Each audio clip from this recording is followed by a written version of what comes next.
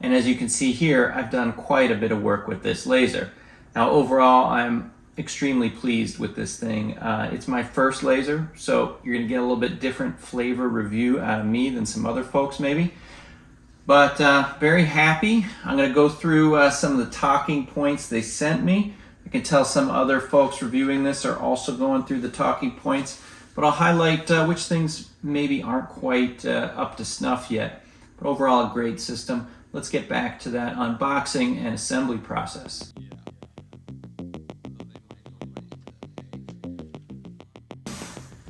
World smallest condoms.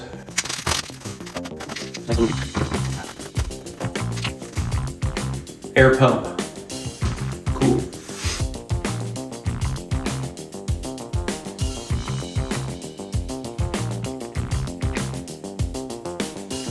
I think it's time to read the directions.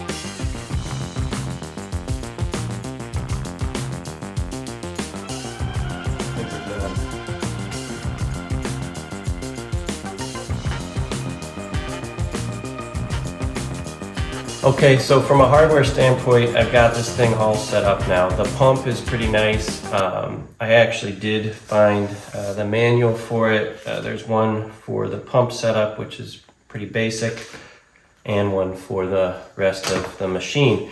The pump's pretty nice. The power comes from the engraver, and then the air line connects, so it's just all closed. It's only one power supply here doing everything. So the rest of the instructions are all about software. So I'm done for hardware setup. I got to find a place to put this and learn the software now.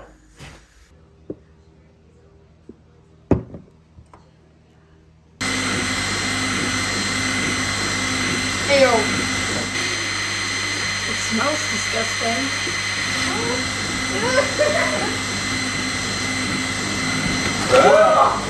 We got papers everywhere.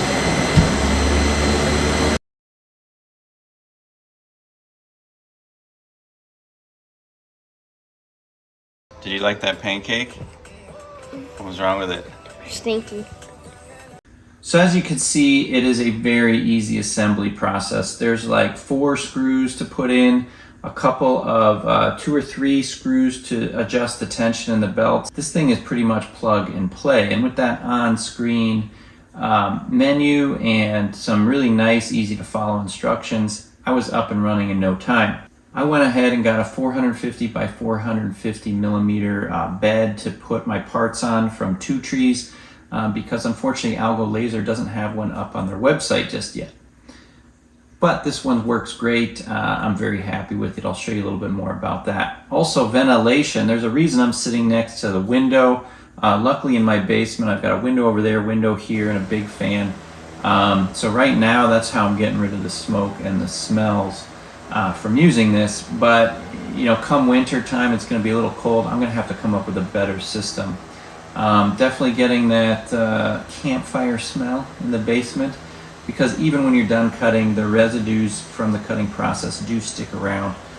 So again, I'm going to have to sort something out, but I'm having just too much fun to give this thing up. All right, so what's really unique about this? Obviously, they claim it's the world's first smart laser cutter. It does have a lot of capabilities, which with the touchpad, it's got that nice RGB front. I mean, it just looks really cool, and it is very streamlined, well put together, nice machine. It's got the air assist built in.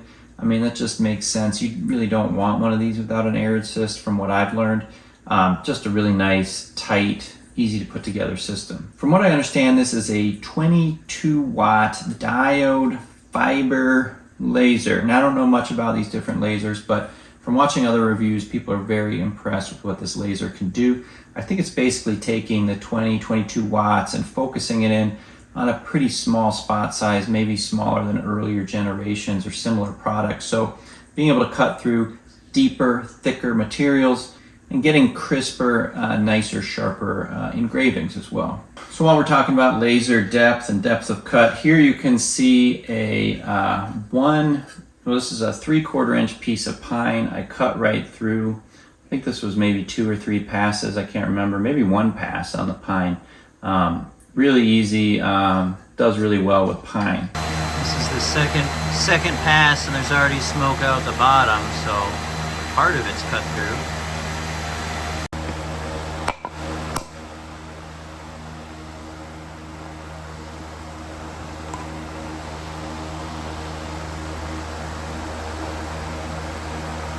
Now I should be able to cut through 20 millimeter or 3/4 inch oak as well. As you can see, mixed results.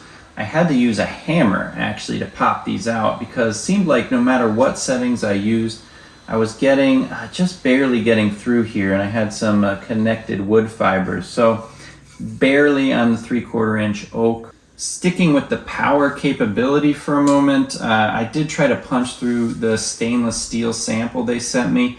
And you could see you could get through there, but with stainless steel this thin, it causes a lot of distortion, a lot of burning. I really don't think it's the use case for this. Now, engraving stainless steel, yes. So I don't have a chunk of stainless steel to really try this on, but I saw some other reviews. I'll put a link to my favorite review down in the description. And you can see it can do the different colors, and that's just based on different power levels, different speeds. You're going to get different color results. And so good for engraving, really not the right tool for cutting stainless steel. What else we got? Some of the safety measures. So it's got the flame detect. You know, there's a bunch of other safety things on here. Maybe I'll throw them in his text. I don't want to go through them all. The emergency stop switch, but the flame detect did work. I did look like flames were coming up with the oak. It wasn't seeing those. But with the stainless steel, a lot of sparking. I got a flame detect. So a message popped up on the screen and said, do you want to continue? I said, yes, go ahead. So flame detection does work.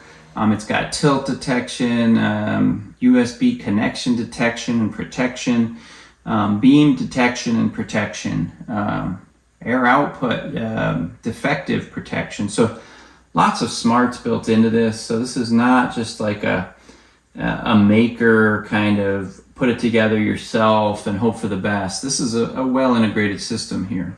Another thing on the sheet here I wasn't aware of till I read it, 12-month worry-free warranty. So buy, if you're not happy, return it. That's pretty nice. Not sure, of course, how that's honored exactly, but I'm gonna take them on their word on that. So that's pretty nice. Okay, let's go over real quick my experience with different materials. First of all, 3mm, 5mm wood. I've done a bunch of projects with that.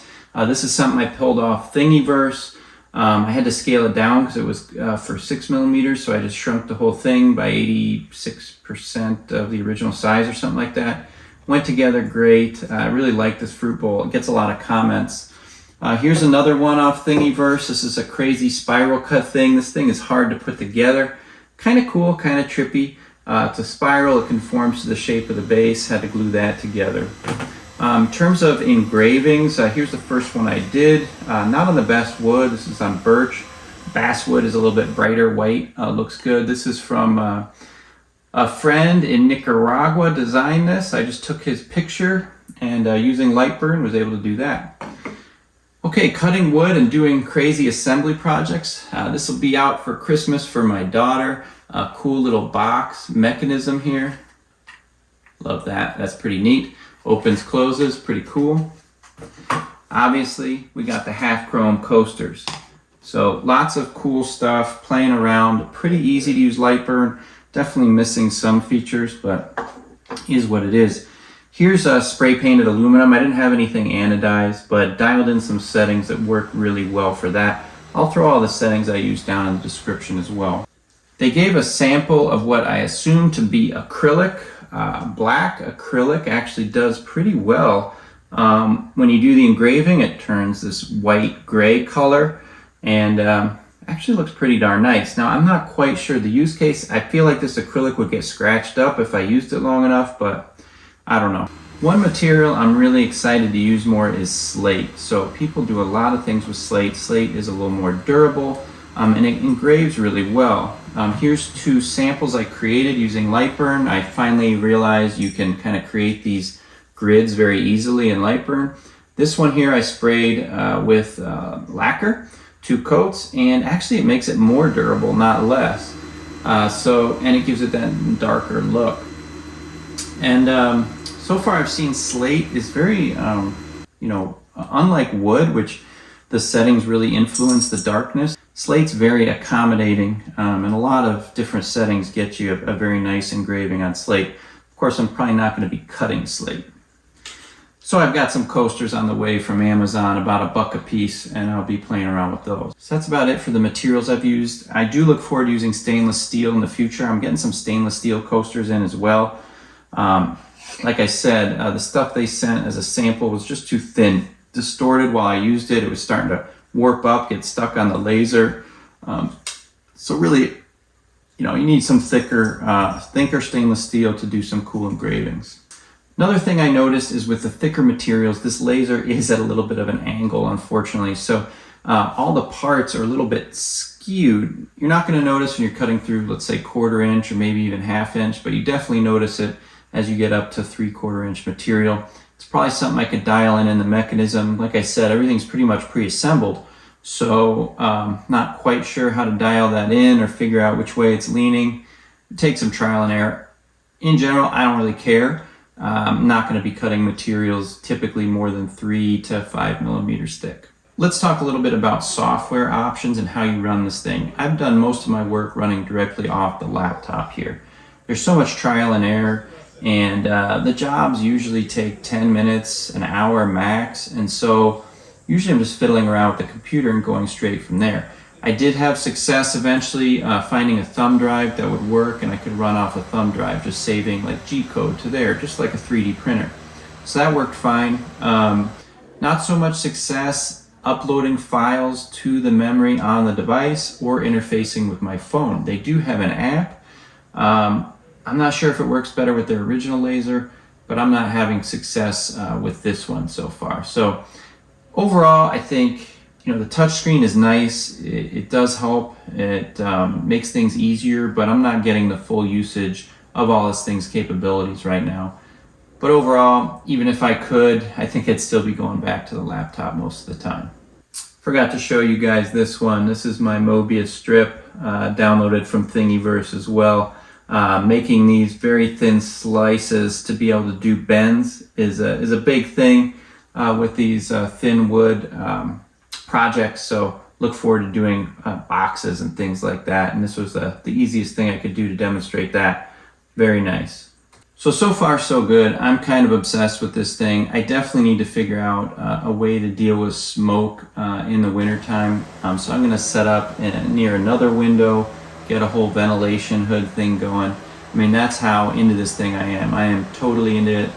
Maybe I'll be getting another laser cutter someday, but for now, this is my guy. This thing can do a lot, and it's a very polished system. I've never gotten a 3D printer, for example, that was just this easy to put together and get running. So kudos to the team at Algo Laser. This thing is doing everything I needed to, and it's a ton of fun. Look forward to making Christmas gifts for the family this year. It's definitely opened up a lot of possibilities. So guys, thanks for watching. We hope to do more stuff like this. If we got a good response from this video, I'll do more. I'll show the ventilation system I develop, etc. So stay tuned, subscribe if you're not already subscribed, and we'll see you guys next time on Half Crow.